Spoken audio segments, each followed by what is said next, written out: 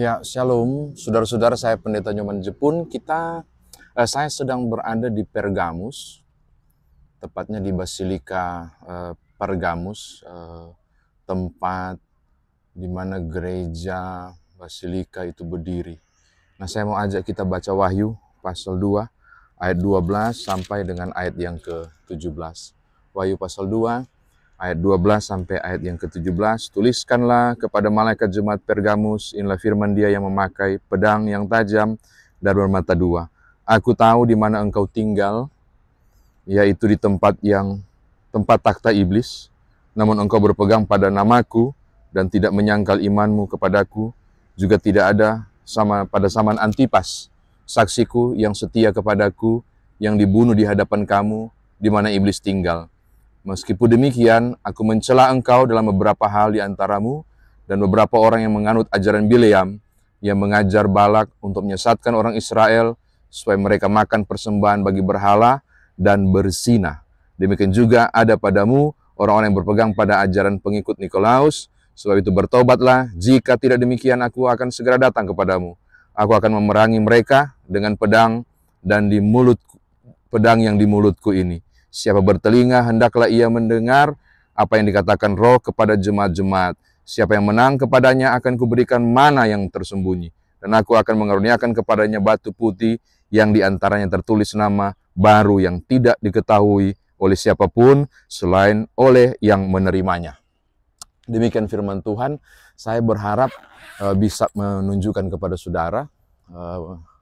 Mudah-mudahan itu ada agak puncak.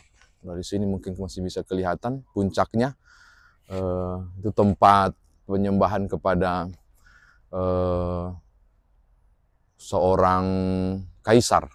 Kenapa? Karena kaisar mewajibkan mereka untuk menyembah dia sebagai dewa. Dan harus berteriak, Kurios Kaisar, Kaisar adalah Tuhanku.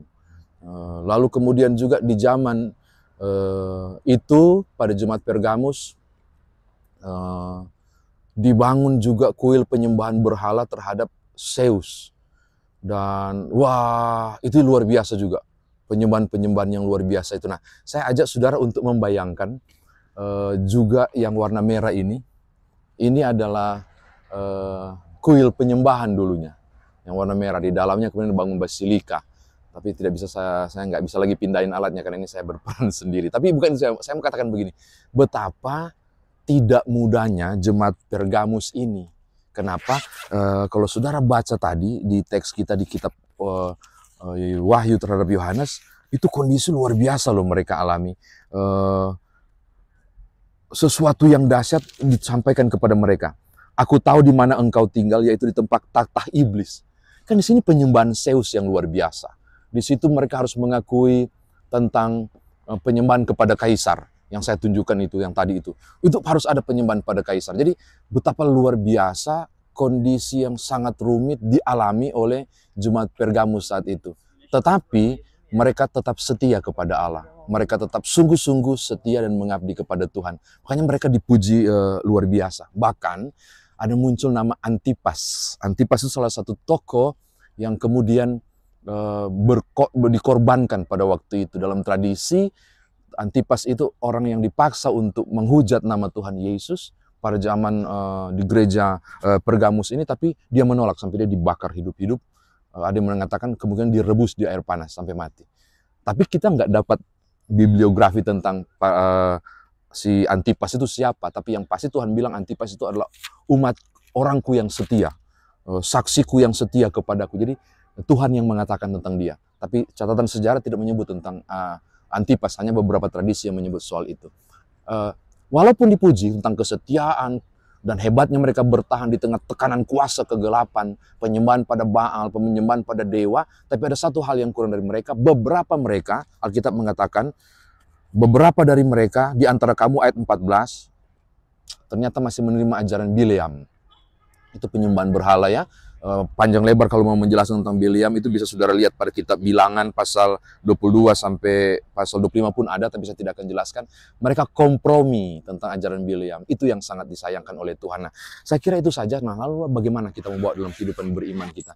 Yang pertama Bapak Ibu, saya senang untuk mengatakan begini, Pergamus berhasil tetap taat, Pergamus berhasil tetap setia, Pergamus berhasil untuk berupaya tetap teguh iman, mempertahankan iman mereka kepada Tuhan itu dengan kondisi yang tidak mudah. Mengapa tidak mudah?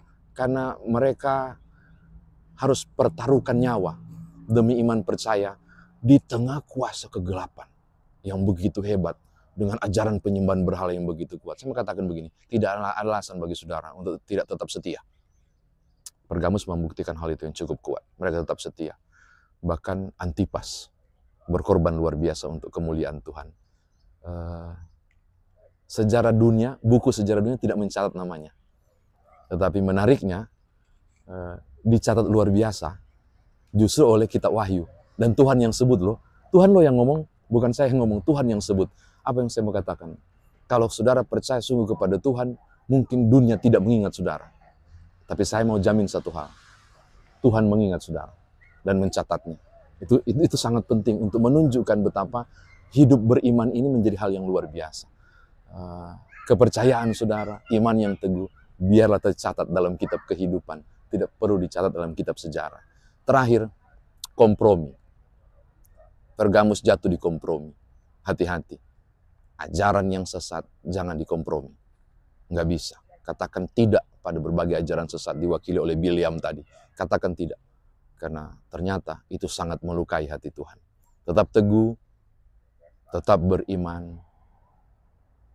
Jangan pakai koma-koma untuk ajaran-ajaran yang lain. Tuhan berkati saudara, tetap setia.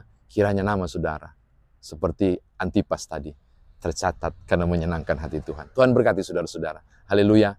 Amin.